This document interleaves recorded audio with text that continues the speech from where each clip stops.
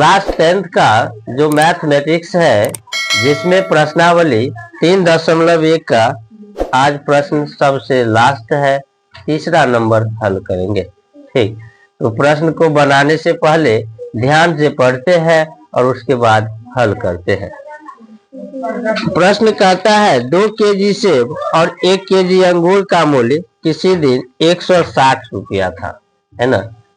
2 KG सेब और 1 KG अंगूर का मूल्य 160 रुपया था।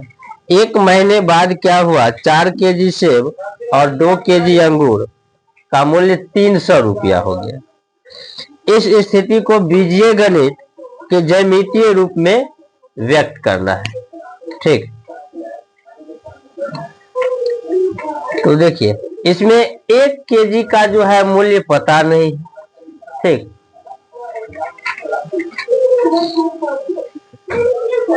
वह मान लेना है।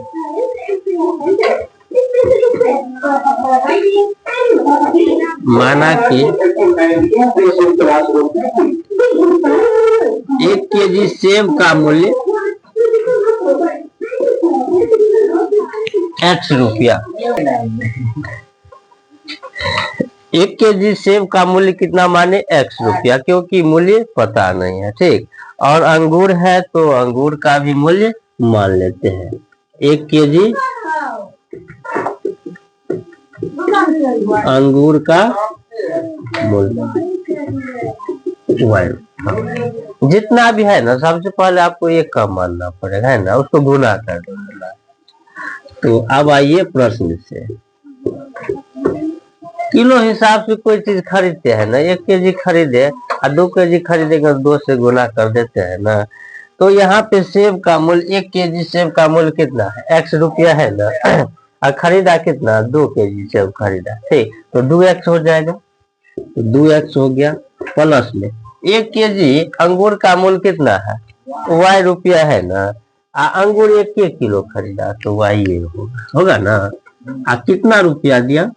160। ये मिला तो समीकरण फर्स्ट। पुनः सेकेंड बार में क्या हुआ कि 4 केजी जो है ना सेब खरीदा और 2 केजी अंगूर खरीदा, तो 4 से गुना कर देंगे। जितना खरीदेगा उससे क्या करेंगे? गुना कर देंगे। तो 4x हो गया। 2 केजी अंगूर तो क्या हो गया? 2y। इस बार 300 रुपया दिया। कितना रुपया दिया? 300 रुपया। समीकरण सेकेंड।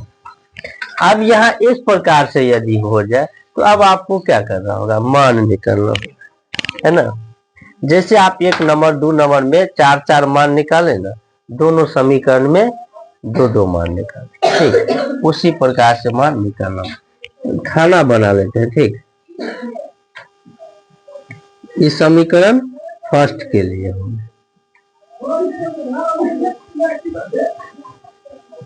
चलिए, ये समीकरण फर्स्ट। अब ये जो है समीकरण सेकेंड के लिए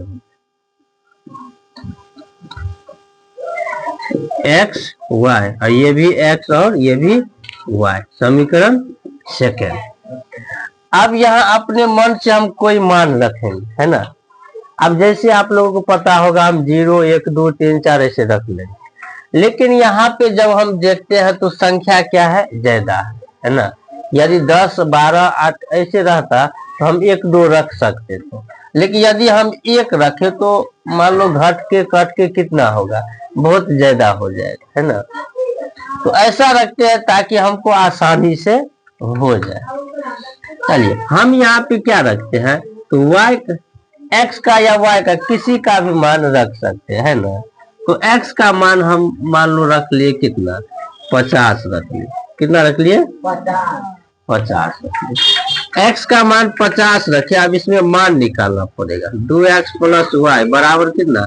160 रखे। अब देखो यहाँ पे 2 इंटू में x कितना है?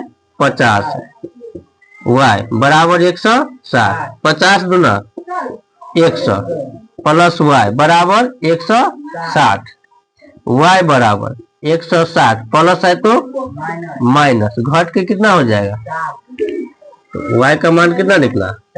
एनी प्रॉब्लम नहीं, है ना। एक का मान आपको रखिएगा, दूसरा का मान समीकरण जैसे बने है ना, जिसको समीकरण आता है ना वो मान आसानी से निकाल सकता है। बी 2x प्लस वाई बराबर 160। ठीक, तो x का मान क्या देंगे? अब फिर कोई ऐसा मान रखते हैं, है ना, 50 60 हुआ, 40 रखते हैं। कितना रखते हैं? 40 इंटू 40 प्लस वाई बराबर 160 हुआ ना। 40 गुना 80 प्लस वाई बराबर 160। वाई बराबर 160 प्लस है तो घट के कितना हो जाएगा, है ना। 160 में से 80 को घटाएंगे तो उतना ही होगा, तो यहाँ भी लिख देते हैं, है ना। यानी कि पहला समीकरण में जो है मान क्या हुआ, निकल गया, है ना।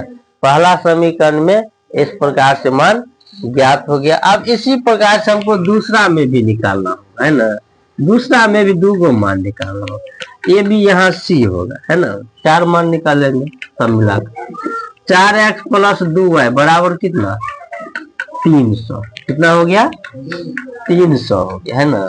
अब फिर यहाँ कोई मान रखते हैं,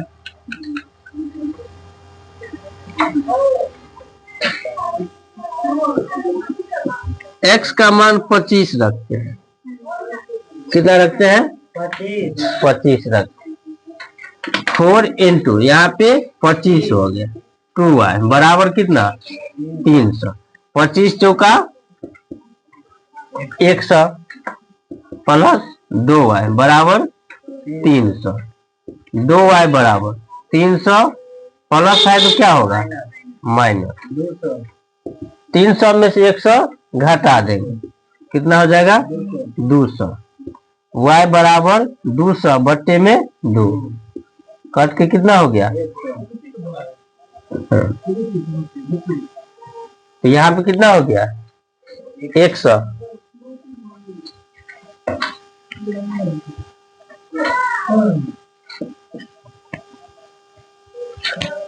4x प्लस 2y बराबर 300, है ना। फिर भी क्या करना होगा, कोई मान जो है एक और रखना, है ना।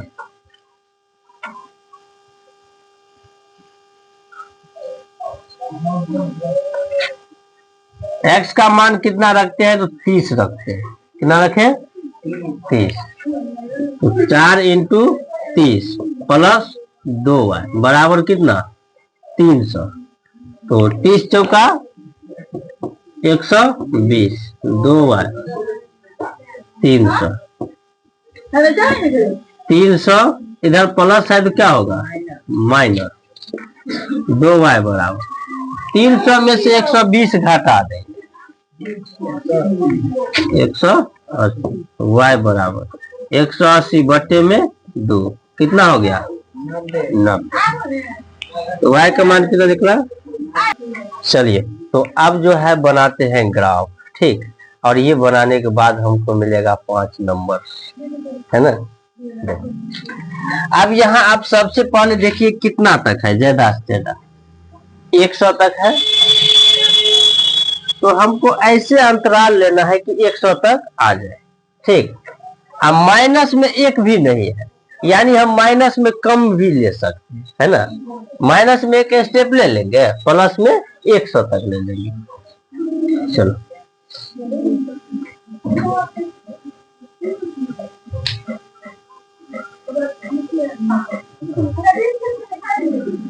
ग्राफ में बनाएंगे तो उसमें लकीर खींचा रहता है, थोड़ा सा भी प्रॉब्लम नहीं होगा, है ना।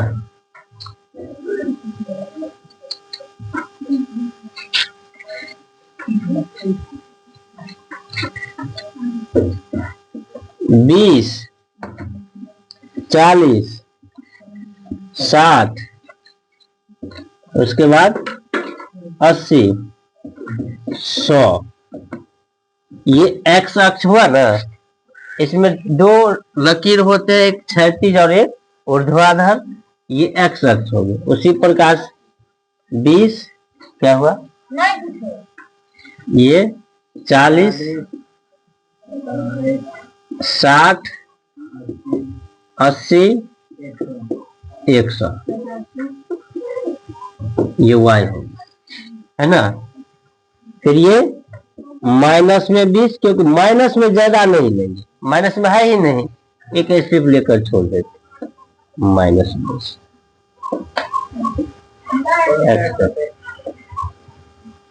बीच में 0। ठीक, तो अब क्या करेंगे कि जहां पे जो मान है, देखो x का मान कितना 50 और y का मान 60, तो 50 कहाँ पे होगा? 40 और 60 के बीच में, y का मान 60, तो सीधा इसके सीधे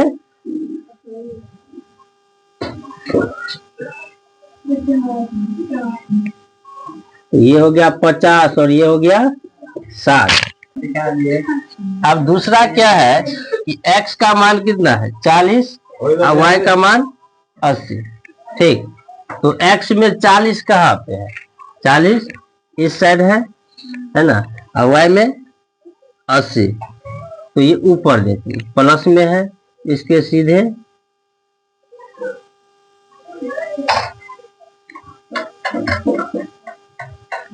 हुआ ना। ये पहला इसको क्या करेंगे? मिला देंगे, ग्राफ रहेगा तो सीधा हो जाएगा, है ना। 2x प्लस y बराबर 160। चलो, अब दूसरा समीकरण में जो मान आया, x में कितना आया है 25 और y में कितना आया है 100, तो x में 25, 20 और 40 के बीच में 30 होगा, और 30 और 20 के बीच में 25, इसके सीधे और 100 जाना, 100 कहाँ पे है? लास्ट में। ये हो गया 25 और 100। दूसरा x का मान कितना है 30 और y का मान कितना है 90, तो 30 यहाँ पे 20 और 40 के बीच में, और y में 90 जाना, ये भी सीधे 30 और 90।